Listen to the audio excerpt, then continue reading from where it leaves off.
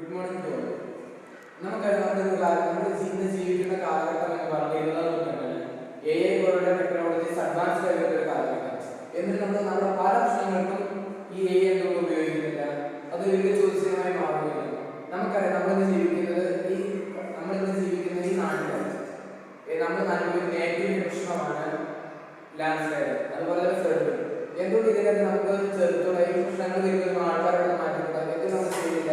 അതിന് പ്രോപ്പർ സിസ്റ്റമോ വാണിങ്ങോ നമുക്ക് നമ്മുടെ സമൂഹത്തിലില്ല. അങ്ങനെ വരുമ്പോഴാണ് കഴിഞ്ഞ മാസം നമ്മളെല്ലാവരും അനുഭവിച്ചൊരു കാര്യമാണ് അർജുൻ എന്ന ഒരു വ്യക്തി, അതുപോലെ കുറേ പേര് നമ്മുടെ ഇടയിൽ നിന്ന് പോയി. എന്തുകൊണ്ട് നമുക്ക് അവരെ പെട്ടെന്ന് രക്ഷിക്കാൻ കഴിഞ്ഞ ഒരു പ്രോപ്പർ സിസ്റ്റം ഇല്ല. അപ്പോൾ ഈ ഒരു പ്രശ്നത്തിന് ആദ്യം വരുന്നത് ഞങ്ങൾ ക്രിയേറ്റ് ചെയ്തെടുത്ത ഒരു പ്രോട്ടോടൈപ്പാണ് നാച്ചുറൽ ഡിറ്റക്ഷൻ സിസ്റ്റം. ഇത് നമ്മളിവിടെ ചെയ്തിരിക്കുന്നത് പറയുന്നത് ഈ ഓർഡിനറി ബേസിലാണ്. അപ്പോൾ നമ്മളിവിടെ ഉപയോഗിച്ചിരിക്കുന്നത് ഒരു സോയിൽ മോയ്സ്ചർ വൈബ്രേഷൻ സിസ്റ്റം, പിന്നെ ബസർ, ഒരു UI റിപ്പോർട്ട് ഇത് വെച്ചിട്ടാണ് ചെയ്തിരിക്കുന്നത്. അപ്പോൾ പ്രവർത്തനത്തിലേക്ക് കടക്കാൻ പോവുകയാണ്. ഇത് നമ്മൾ കൊടുത്തിരിക്കുന്ന കോഡ് എന്ന് പറയുന്നത്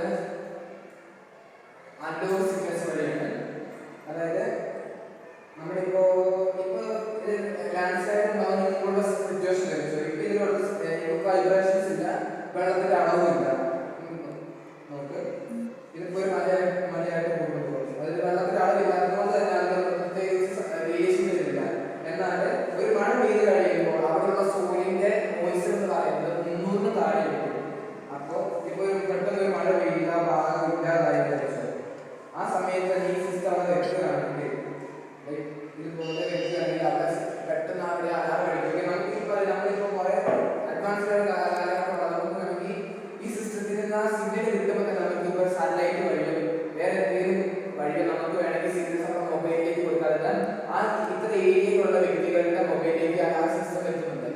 അപ്പോൾ അവർക്ക് അവിടെ രക്ഷയുടെ പ്രശ്നമുണ്ട്, അവിടെ ആ ഇത്രയും ലൊക്കാലിറ്റിയിലുള്ള ആൾക്കാരെ നമുക്കൊന്ന് പാർപ്പിക്കാം. പിന്നെ ഒരു പ്രത്യേക സിസ്റ്റമാണ് വൈബ്രേഷൻ സിസ്റ്റം എന്ന് പറയുന്നത്. അതായത് ഒരു ദുരിതം ഉണ്ടാകുന്നതുകൊണ്ട് തന്നെ ചെറിയ വൈബ്രേഷൻ ആ രീതിയിൽ ഉണ്ടാവും. അപ്പോൾ ആ രീതിയിൽ ഒരു ചെറിയ വൈബ്രേഷൻ സംബന്ധിച്ച് തന്നെ നമുക്ക് കമ്മ്യൂണിക്കേറ്റ് ചെയ്യും. നേരത്തെ പറഞ്ഞതുപോലെ മെസ്സേജ് നമ്മുടെ ഫോണിലേക്ക് എത്തുകയും ചെയ്യും.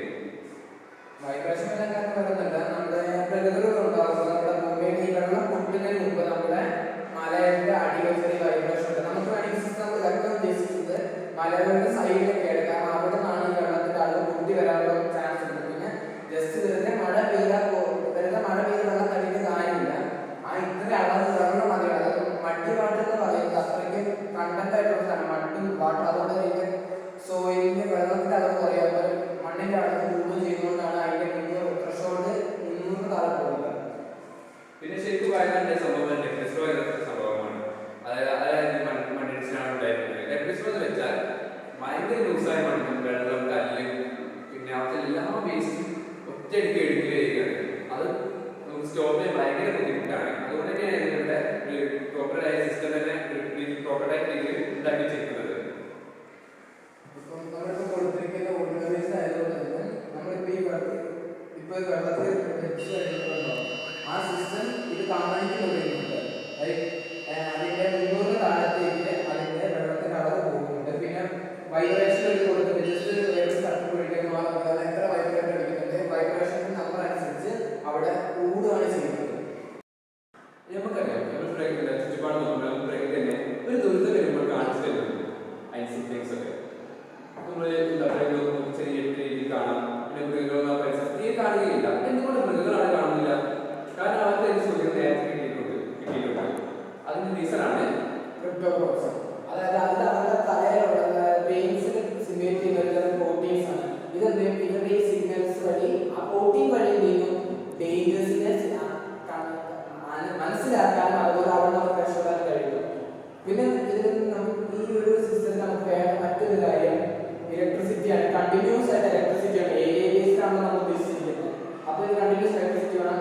ഈ മഴ പെയ്യുമ്പോഴും വെള്ളപ്പൊക്കം ഉണ്ടാകുമ്പോൾ എന്തായാലും കറണ്ട് പോകും. അപ്പോൾ ഇതിൽ നിന്ന് രക്ഷപ്പെടാൻ ഈ ഒരു പ്രശ്നത്തിന് നമ്മൾ സോളാർ എനർജി ആയിരിക്കും നോക്കുക. പക്ഷെ സോളാർ എനർജി ഒരിക്കലും പറ്റത്തില്ല. കാരണം അത്